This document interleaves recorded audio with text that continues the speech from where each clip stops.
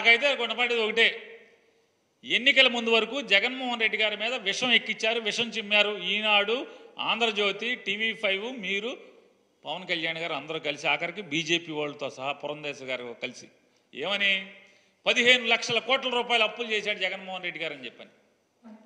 ఇవాళ రేపు బడ్జెట్ ప్రవేశపెడితే మీకు చెప్పాలి కదా, ఎలక్షన్లు అయ్యి 30 రోజులు అయింది, 35 రోజులు. ఇప్పుడు రేపు మీరు బడ్జెట్లో చెప్పాలి జగన్మోహన్ రెడ్డి గారు దిగేప్పటికీ అప్పు ఎంత ఉందని. మరి 15 లక్షల కోట్లు కనపడాలి కదా, మీకు కనపడతలా. సెర్చ్ లైట్లు వేసుకుని ఎతుకుతున్నారు, ఫ్లడ్ లైట్లు వేసి ఎతుకుతున్నారు, అన్ని శాఖలు ఎతుకుతున్నారు. ఎక్కడ 15 లక్షల కోట్లు అప్పులు లేవు. నిర్మలా సీతారామన్ గారు చెప్పింది, అరే బాబు 4 లక్షల చిల్లర కోట్లేరా బాబు, ఊరుకోండి, సావండి, ఆపండి అని చెప్పిన ఆవిడ నిన్నగాక మొన్న కూడా చెప్పింది. ఇప్పుడు మీరు బడ్జెట్ ప్రవేశపెడితే మీ భాగవతం అంతా బయటపడుతుంది, మీ బండారం బయటపడుతుంది. జగన్మోహన్ రెడ్డి గారు ప్రెస్ మీట్ పెట్టి లేకపోతే రేపు అసెంబ్లీలోనే మిమ్మల్ని ఉతుకుతాడు. 15 లక్షల కోట్లని నా మీద విషం చిమ్మారు కదా, మరి మీరే అచ్చేసి చూపించారు కదా 4 లక్షల చిల్లర కోట్లు అని చెప్పని. అదొక మీకు పీకులాట. రెండో పీకులాట ఏంటి అంటే, బడ్జెట్లో మీరు ఖచ్చితంగా మీ సూపర్ 6లా లేదా పవన్ కళ్యాణ్ గారి ఏంటది షడ్భుజమా ఏంటండి, దాన్ని ఏమంటారు, ఏదో చెప్పాడైనా, అష్టదిగ్బంధనమా ఏదో చెప్పాడు, షణ్ముఖ వ్యూహం మిత్రుడు చెబుతున్నాడు. ఆయన జనసేన బీటే, అందుకు చెప్తున్నట్టు మాకు షణ్ముఖ వ్యూహం, సూపర్ 6, షణ్ముఖ వ్యూహం, ఈ రెండు ఎంత బడ్జెట్, ఏ షణ్ముఖ వ్యూహానికి ఎంత పెడుతున్నావు, ఈ సూపర్ 6కి ఎంత పెడుతున్నావు, ఈ ఎన్నికల హామీలు ఏమేమి పెడుతున్నావు అనేది బడ్జెట్లో పెట్టాలి. బడ్జెట్లో పెట్టకపోతే ఏంటి దాని అర్థం, ఈ సంవత్సరానికి ఉష్కాకి ఈ పథకాలు ఏం లేవని, ఆ బతుకు బయటపడిపోద్ది. అదే ఇప్పుడు ఆర్డినెన్సో లేకపోతే ఓటాన్ అకౌంట్ అనుకో, కుట్టు సప్పుడు కాకుండా ఏమి లేకుండా తప్పని పాస్ చేసేసుకోవచ్చు. దాంట్లో అప్పులు చూపించాల్సిన పని లేదు, పథకాలకి అలాట్మెంట్లు చూపించాల్సిన పని లేదు, డిపార్ట్మెంట్లకి డిమాండ్లు కూడా చూపించాల్సిన పని లేదు. ఏం చూపిస్తావు, receipts estimated receipts, estimated expenditure, ఈ రెండే కదా చూపించేది.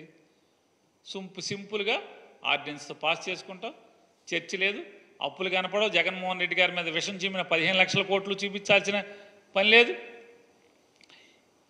ఈ సూపర్ 6కి ఈ హామీలు ఉన్నాయి కదా, ఆకాశానికి తీసుకెళ్లారు, అరచేతిలో వైకుంఠం. ఈ అరచేతిలో వైకుంఠానికి దేనికి కూడా లెక్క చెప్పాల్సిన పని లేదు. సో మామూలుగా బడ్జెట్ పెడితే ఖచ్చితంగా ఏ పథకానికి ఎంత ఎలకేట్ చేస్తున్నావు అనేది దాంట్లో చెప్పాలి. అది చెప్పలేదు అంటే ఈ సంవత్సరం ఆ పథకం ఎత్తేసినట్టే, అంతే కదా. ఇది తప్పితే ఏముంది, ఎందుకు పెట్టలేకపోతున్నావు?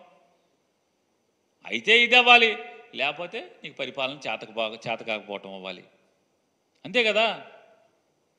అయితే నేను చెప్పినవి అవ్వాలి. ఒకటి, జగన్మోహన్ రెడ్డి గారు అంటే ఫుల్ బడ్జెట్ పెట్టాలంటే జగన్మోహన్ రెడ్డి గారి ప్రభుత్వం ఎంత అప్పులు చేసిందో చెప్పాలి. ఆ అప్పులేం 15 లక్షల కోట్లు కనపడతలేదు. అవి పెట్టకపోతే మన బతుకు బస్టాండ్ అయిపోద్ది, అలరైపోతాం. జగన్మోహన్ రెడ్డి గారిని అన్యాయంగా అన్నామని జనానికి తెలిసిపోతుంది, విషం చిమ్మామని జనానికి తెలిసిపోద్ది. రెండోది, ఈ సూపర్ 6లకి షణ్ముఖ వ్యూహాలకి ఎలకేషన్స్ పెట్టాలి, లేకపోతే ఈ సంవత్సరం ఎత్తేసినట్టే మీరు అఫీషియల్గా డిక్లరేషన్ అవుతుంది. కాబట్టి గుట్టుగా జనాల్ని ఇంకా నమ్మించుకుంటూ మోసాలు చేసుకుంటూ కాలం వెళ్ళదీసే కార్యక్రమం తప్పితే, నేను ఛాలెంజ్ చేస్తాను, సమాధానం చెప్పండి. ఈ తప్పితే ఏముంది? మీరు జగన్మోహన్ రెడ్డి గారిని తిడతం తప్పితే మీరు ఏం చేస్తున్నారు? ఇసుక అయిపోయింది కదా, ఉచిత ఇసుక కొండెక్కింది కదా, కొండెక్కేసింది.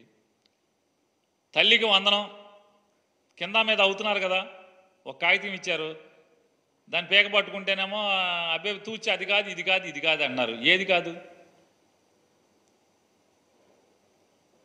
కాబట్టి ఇవన్నీ ఆయన, ఇది మళ్ళీ సర్కస్ గవర్నమెంట్. ఇది ఎంత సర్కస్ గవర్నమెంట్ అంటే, ఆర్టీసీ ఏమో ఒక మంత్రి చూస్తాడు, ఆర్టీసీ ఒక మంత్రి చూస్తాడు, అతను ఆర్టీసీ గురించి మాట్లాడ్డు.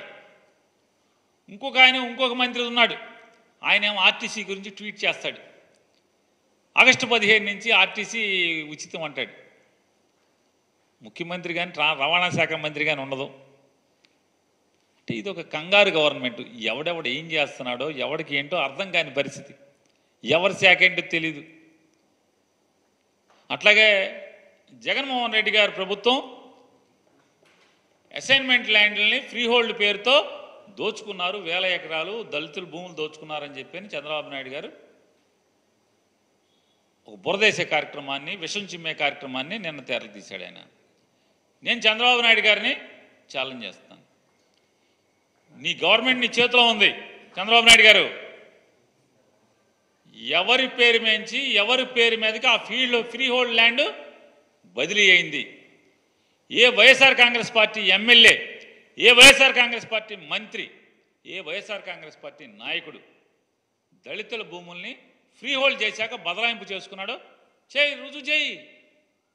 నీకు చేతనైతే, నీలో నిజాయితీ ఉంటే, చంద్రబాబు నాయుడు గారు మీలో నిజాయితీ ఉంటే, మీలో చిత్తశుద్ధి ఉంటే, నిజంగా నువ్వు 40 ఏళ్ల ఇండస్ట్రీ 14 ఏళ్ల అనుభవం ఉన్నాడైతే, జగన్మోహన్ రెడ్డి గారు ఏదైతే దళితులకి 20 సంవత్సరాల భయపడి ఎవరైతే అనుభవిస్తున్నారో ప్రభుత్వ భూమిని అసైన్మెంట్ ద్వారా, ఆ వంశీకులకి లేకపోతే వారి వారసులకి ఆ భూమిని సొంత ఆస్తిగా చేసినటువంటి జీవో ప్రకారం ఆ భూమి ఎక్కడైనా ఎవరి పేరు మీదైనా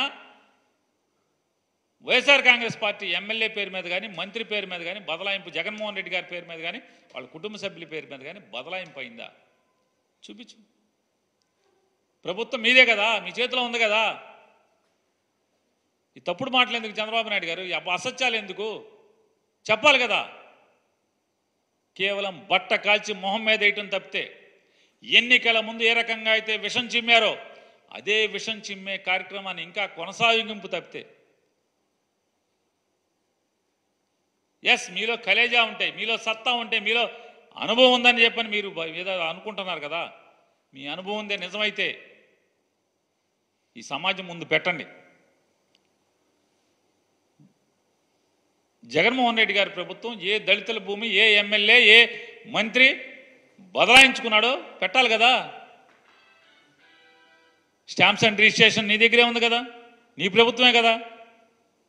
రెవెన్యూ డిపార్ట్మెంట్ కూడా మీ ప్రభుత్వమే కదా. ఎందుకు చేయలేకపోతున్నారు? ఊరికే భూములు దోచుకున్నారు ఎందుకు మాట్లాడుతున్నారు? ఆధారాలతో సహా కదా మీరు చెప్పాల్సింది. ఎందుకు చెప్పలేకపోతున్నారు? ఏం చేయాలో అర్థం కాదు, అలవ కాని హామీలు. ఇదే మరి 5-10 కుర్రాడితో పోటీ పడి ఆ కుర్రాడిని నాశనం చేయడం కోసం విషం చిమ్మి, దుష్ప్రచారం చేసి, జనం మెదడులోకి విషాన్ని ఎక్కించి జనాల్ని లోబర్చుకోవటం కోసం, అధికారాన్ని ఏదో రకంగా సంపాదించడమే, పొందటమే దిక్కుమాలిన మార్గంగా మీరు ఎంచుకుని ఈ అలవకాని హామీలు ఇచ్చి వాటిని అమలు చేయలేక దిక్కులు చుట్టం తప్పితే ఏముంది? వాళ్ళు మీరు 35 రోజుల్లో చేస్తున్నది అంతే కదా. ఈ 35 రోజుల్లో చేసింది ఏంటి? ఇయే కదా. ఇప్పటికే మీరు ఎంత అప్పులు తెచ్చారు? ఓన్లీ రిజర్వ్ బ్యాంకుల నుంచి, ఓన్లీ రిజర్వ్ బ్యాంక్ దగ్గర 10,000 కోట్లు ఎంతో తెచ్చినట్టున్నారు